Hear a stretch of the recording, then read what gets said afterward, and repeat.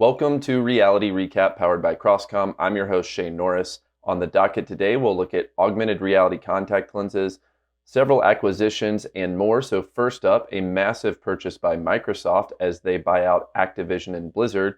With this deal, it's the largest in the history of Microsoft. They will now gain Activision's nearly 400 million monthly users, access to some of the world's most popular games, and more.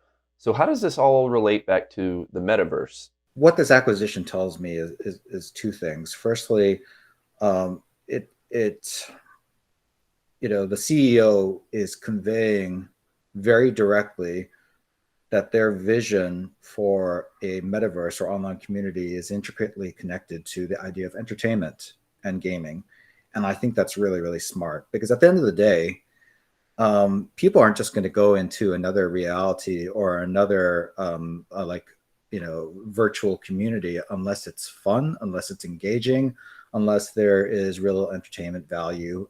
And it also shows that they're willing to use their heft and largesse to become a player through acquisition if necessary, because there is no bigger MMO success story than World of Warcraft.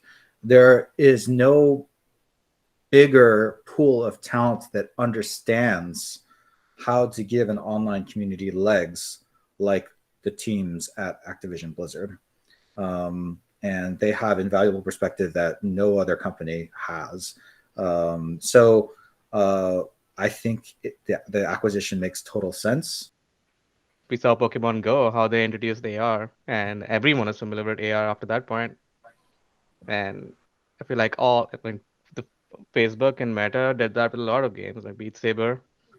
It's super famous. Everyone wants to play it, but they're gonna go explore and look at other things inside the headset because they played Beat Saber.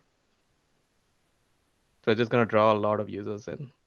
Entertainment really could be the key to draw in a broader audience. The guys actually had a lot more to say on this topic and how it relates to Meta and the battle for metaverse supremacy. So keep an eye out in this feed for a standalone piece on that later.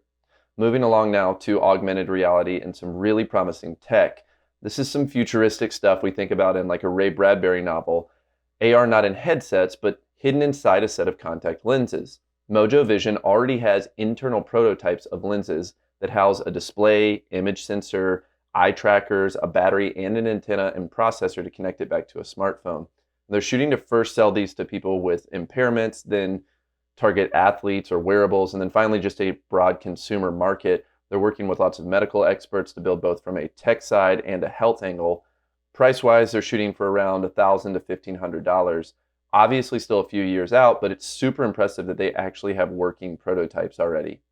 I personally think that AR contact lenses are almost a foregone conclusion, that we will arrive at that place. I also think that the industry focus, rightfully so, should probably be more attuned to what's happening with smart glasses and compact, intelligent smart glasses first, because I think the whole industry needs to walk before it runs. But I think the idea is to have the technology increasingly, I guess, invisible. That's the trend ever since computers became personal, is that the technology is becoming more and more invisible, so that AR really becomes assisted reality. We still haven't figured out what interactions are considered good in AR. I mean, yeah, the HoloLens can do pinches and tap on stuff, but it's still not completely accurate. Are we gonna just use our gaze?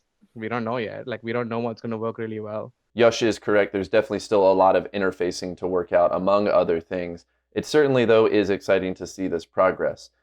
Moving on now, Google is potentially getting back into augmented reality. A source confirmed that Google is planning on relaunching a new AR headset. This would be the first major headset from Google since Google Glass.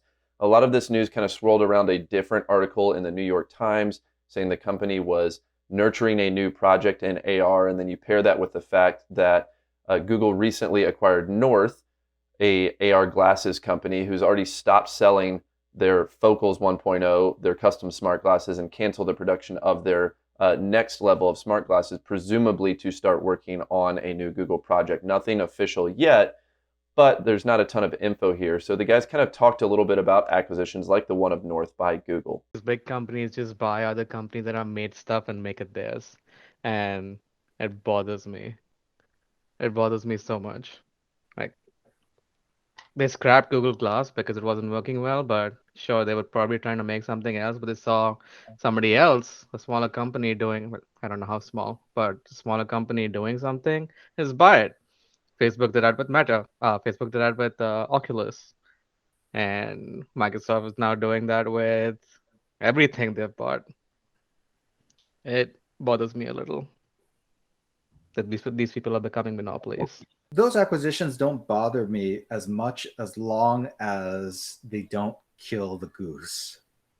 What I mean by that is you see sometimes companies acquiring a startup or a smaller company without truly understanding what made that success magical in the first place. And they end up killing and destroying that innovation, that technology, sometimes intentionally, but most often than not, just because they just didn't understand what made the company successful in the first place. These entrepreneurs that created these successful startups or smaller companies, more power to them and kudos to them for getting their payday and getting acquired. I just hope that they have some measure of autonomy or leadership in the new iteration of their technology under the auspices of these larger companies. A good lesson on capitalism and history there from Don.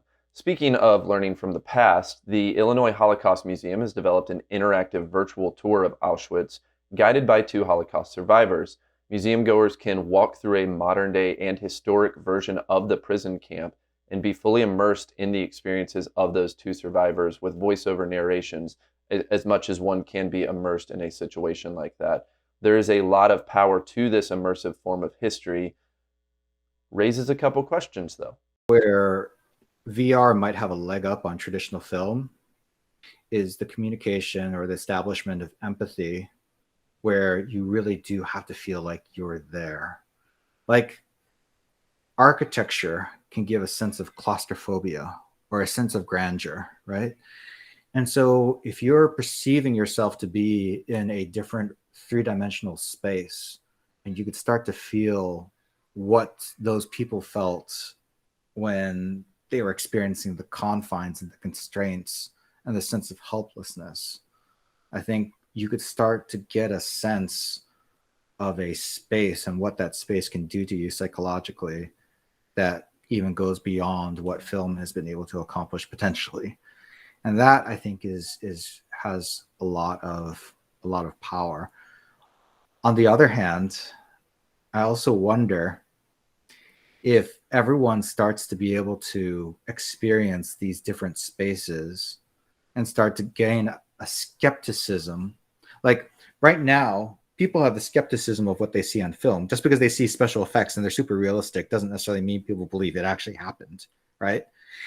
People have not yet developed a streetwise skepticism of social media, so such that right now you still got a whole bunch of people who believe everything they read on their social media feed. But I think the younger generation is starting to get a little bit more of a sense of skepticism, like, oh gosh, it is all questionable. It's all questionable, right? And I wonder, once VR becomes a commonly experienced medium, how much of that impact might wear off or might be lost if we just have a natural skepticism like, okay, I'm in a 3-dimensional space, but I don't believe any of it's real, or I don't believe that any of it like is really what those people experienced back in that day. Will I actually stop thinking this is magical at some point? Um, but I guess that's the point of experiences, right? As the same thing become more and more common, you'll just get numb to it. Well, When 3D movies came out first, we were super excited about it, and then it just became like, oh, okay, it's a 3D movie. It's a movie. It's in 3D. I don't want to go watch it in 3D. Bringing up a lot of good, deep questions there. There is a fine line between empathetic immersion and going numb to effects and simulated realities, something we definitely have to keep an eye on in the future. But I think for now, this museum's idea is a really fantastic way to teach a tragic story that should never be forgotten. All right, well, that wraps it up for this episode of Reality Recap, powered by CrossComm.